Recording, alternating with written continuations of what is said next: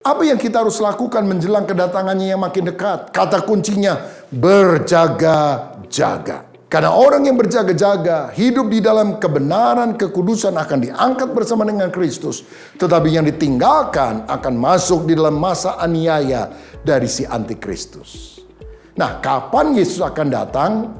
Ini banyak tafsiran yang berbeda paham. Ada yang bilang pengangkatan akan terjadi di awal masa aniaya, pre-tribulation. Ada yang bilang di tengah masa aniaya, setelah antikris memerintah dulu 3,5 tahun dari 7 tahun masa dia memerintah.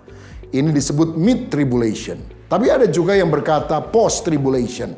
Pengangkatan akan terjadi di akhir masa aniaya.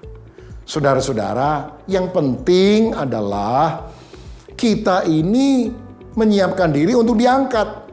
Jangan bertengkar. Sebelum aniaya, di tengah aniaya, di akhir masa aniaya, ribut, malah nggak diangkat nanti repot. Saudara sekalian, karena itu mari kita penekanannya bukan mencari-cari kapan sih waktunya Tuhan datang, kapan sih waktunya pengangkatan. Tapi bagaimana sikap kita menjelang pengangkatan itu. Itu yang paling penting. Dan Alkitab mengucapkan hal ini, berjaga-jagalah. Lukas 21 ayat 34 sampai 36 berkata demikian.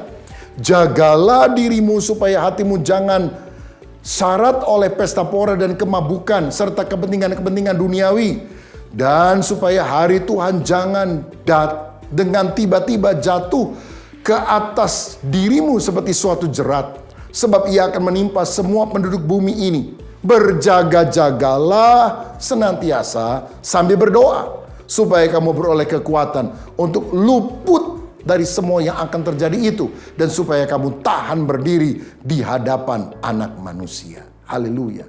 Jadi kata kunci yang kita harus pegang baik-baik, sikap hidup di akhir zaman adalah berjaga-jaga.